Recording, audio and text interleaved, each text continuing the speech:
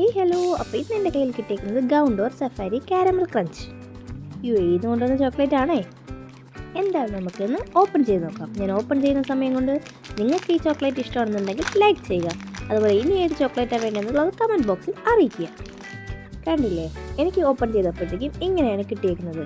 Cereal covered with milk chocolate sensation.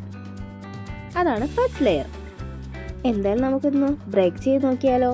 Break ചെയ്ത് നോക്കുമ്പോഴത്തേക്ക് നമുക്ക് വേഫറാണ് കാണാൻ പറ്റുന്നത്, ബിസ്ക്കറ്റ് പോലെ.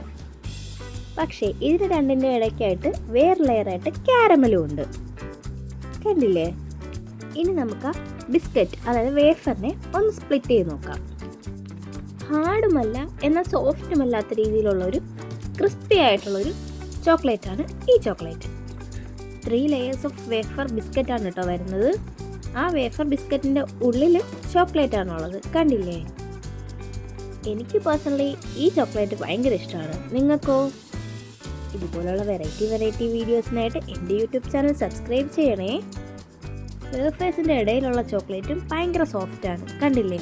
ആ ബോൾസ് പോലെ ഇരിക്കുന്നത് നല്ല ക്രിസ്പിയാണ്. തൊടുമ്പോൾ തന്നെ അങ്ങ് പൊടിഞ്ഞു പോകോളും. Okay, by.